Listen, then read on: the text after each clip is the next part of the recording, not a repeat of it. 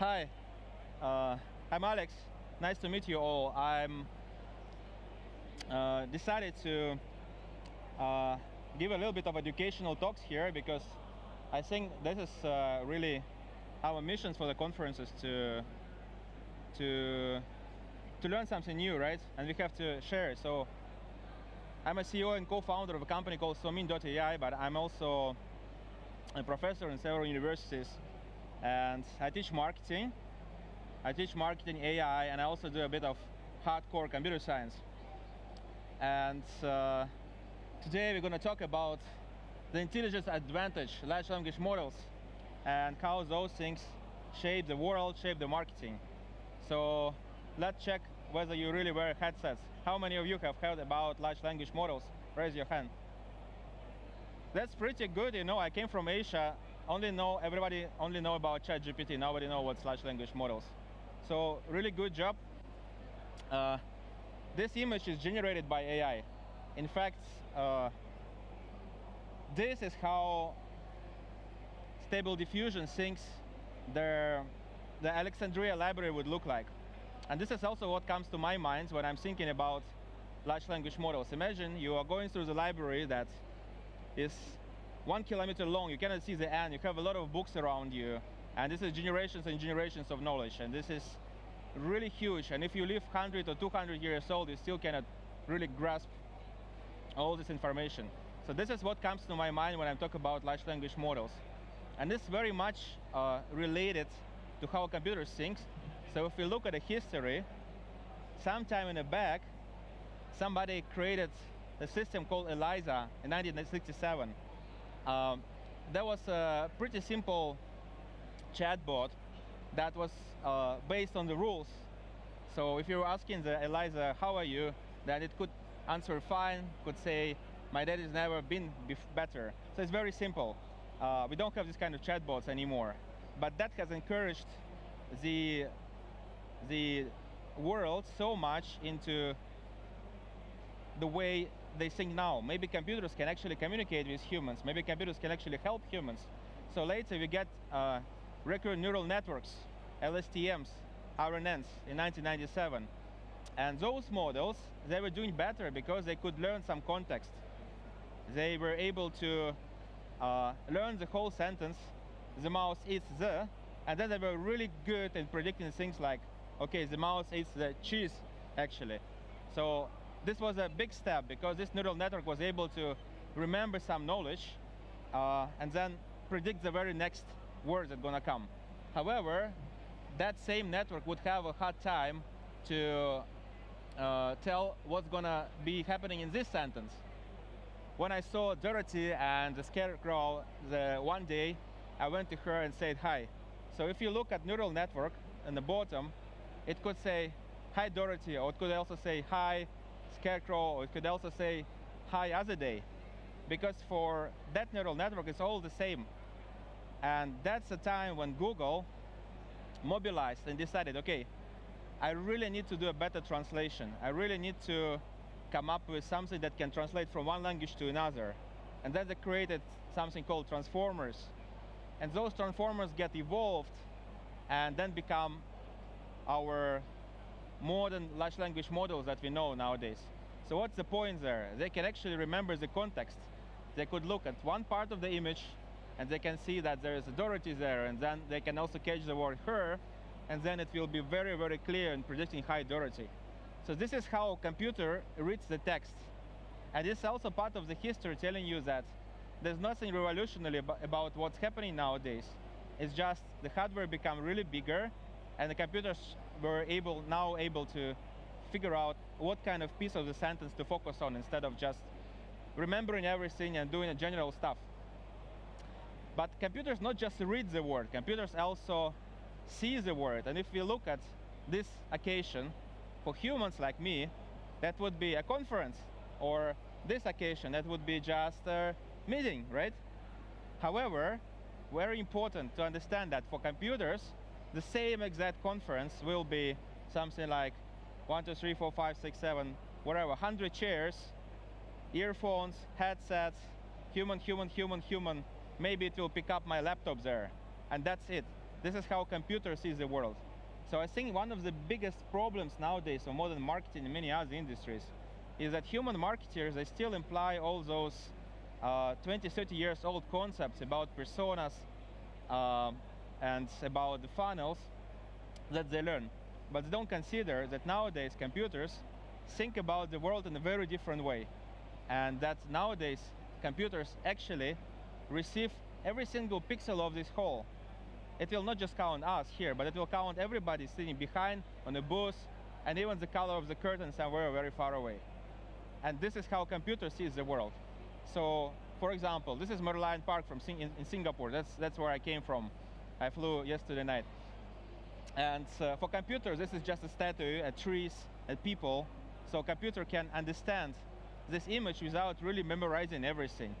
Grasp the context, the same way as large language models grab particular words, computer can grab particular objects inside there.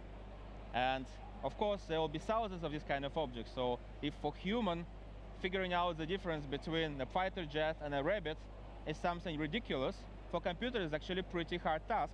And machine learning model really need to learn how to distinguish fighter jets from rabbits and from bananas and from shoes and many other objects that we have. So what would be the real world examples that is related to this conference, related to our lives? For example, this. What is this? This is Facebook wall when they suddenly break down. So sometimes Facebook just doesn't work. So instead of showing the content, showing their images or videos, Facebook shows this. This image may contain night, sky, and outdoor, and this image may contain sky, cloud, and outdoor. You can check it by yourself. Ask yourself whether Facebook is really doing this just to show you the captions. The truth is Facebook is not doing just to show you the captions. Facebook and Google and TikTok and all the system nowadays that we are dealing with when running campaigns, they are doing this to profile us, and through this, they are able to understand what kind of people need to be mapped and what kind of audience in order to serve the right ad to right people. Sometimes we can even see this. The guy was posting a selfie of himself and saying that, yeah, there must be something missing on the picture. So Facebook even count the number of people there wrongly. Either him or the Judah. Anyway, this what is happening all the time, continuously, every single second, the millions of transactions are happening for Facebook, profiling us all the time, and this is where all our interest categories or maybe affinity audiences, the targetings and lookalikes are coming from. So what does it mean for us? How shall we leverage on it? How can we make use of it? Very simple. This is me, the same cap, just a different color. I'm quite known as academician and as a marketer, but all of us have lots of different kind of interests that we have. Maybe you like dogs, and maybe, which is very common in Britain anyway, and maybe you like, I don't know, going to certain type of restaurants, and maybe I'm playing accordion, but nobody knows about this. Everybody knows me as a marketer. However, this is what is my psychographics.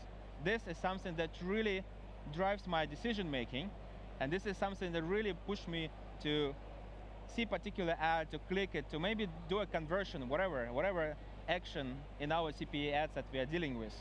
And in fact, everybody is the same. So what we created in our company, in Somin, we created the pipeline, the loop, and the platform that actually process all this data in such a way that you analyze all the followers of the brand, all the followers of the competitor, the content that they post, and you use machine learning to extract what is the psychographic of those people. Maybe they play accordion, maybe they like dogs, maybe they are very into certain type of exercise, maybe running.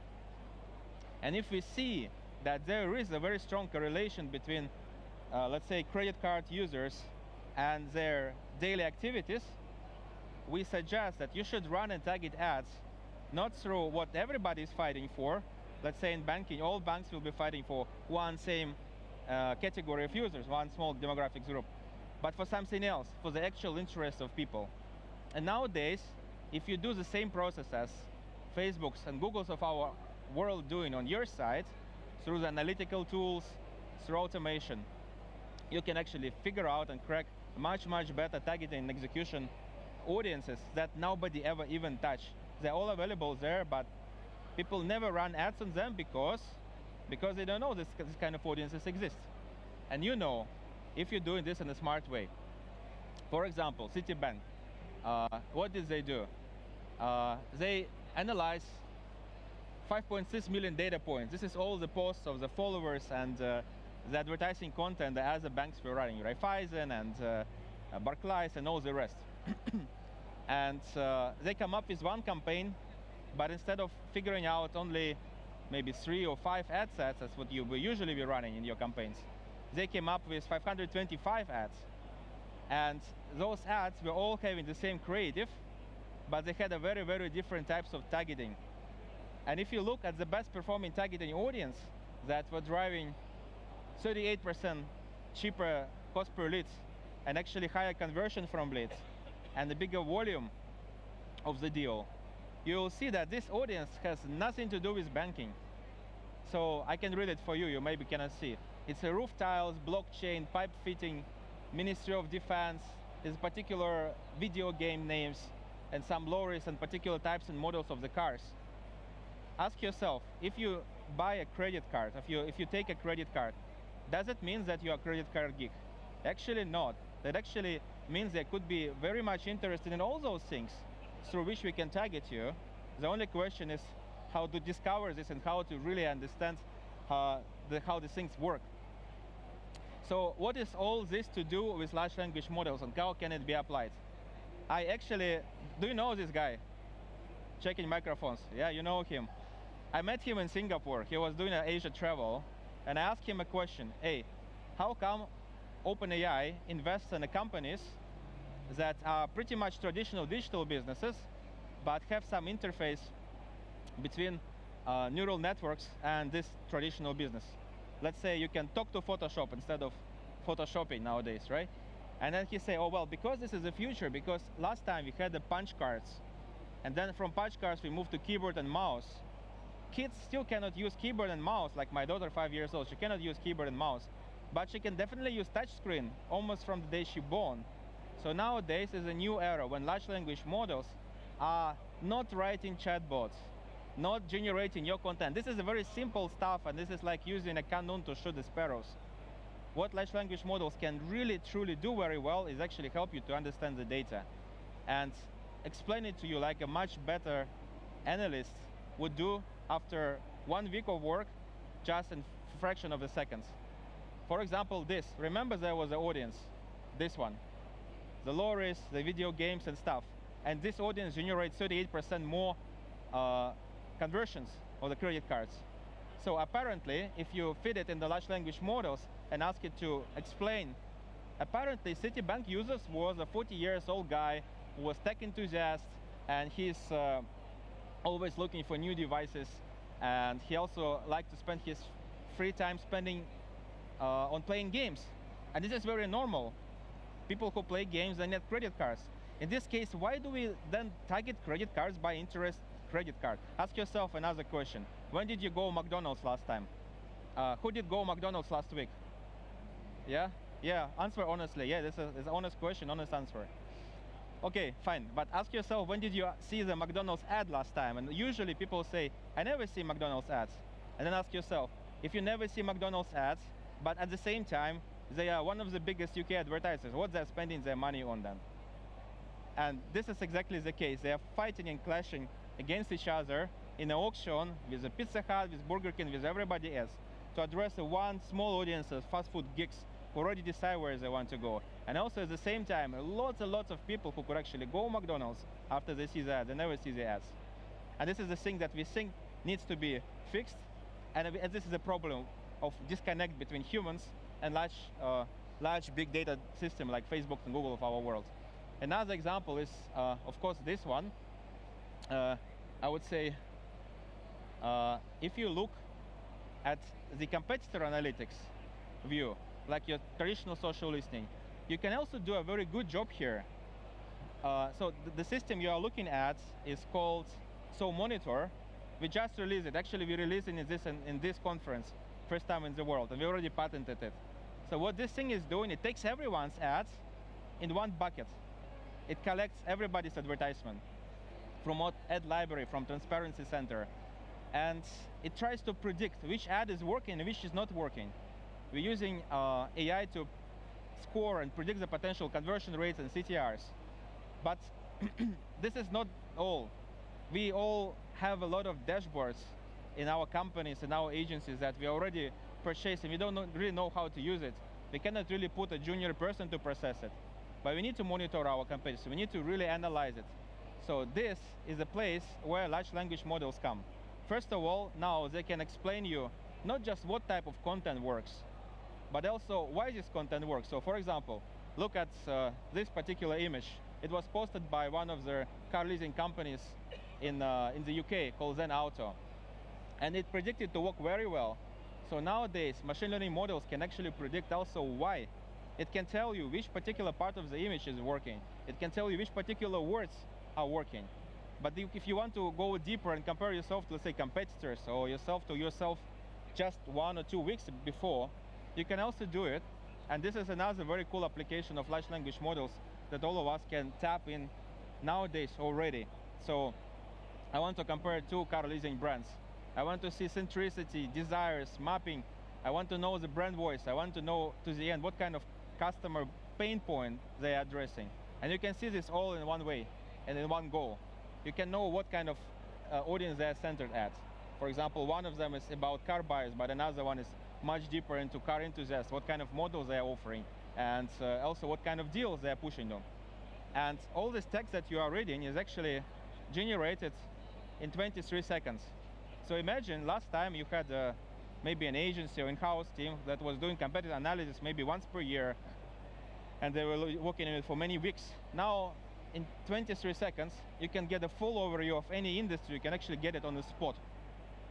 And the reason why it is possible nowadays to understand the personas, to understand the desires, to understand the products, and even see how the content flows from product to persona and who is beating who is running better ads, is because nowadays we get really, really huge language models that are capable of looking into every single word and not just predict what's happening next, like this very stupid chatbots did in the very beginning, but can look into context, compare things, and really make a very big difference in terms of what kind of content works and what you should do as your next step. So think about these large language models as your way forward into analyzing what's going on. I always say, you don't need to be afraid that AI will replace you. You need to be afraid that humans with AI will replace those humans that don't use AI. And I was hoping that maybe this presentation was encouraging you a little bit to get a few more reads, check up a few more tools that can actually simplify a lot of your time, and then you can really focus on something that's really very important. The creativity, something that AI will not be able to replace human, probably never, forever. I can say it as a computer science professor. So thank you very much. You can scan this QR code and try and play with this tool for free. You can also get in touch with me. I'm in London, and I'm very happy to have this conversation with any of you. Or even now, just come over and let's chat. Thank you.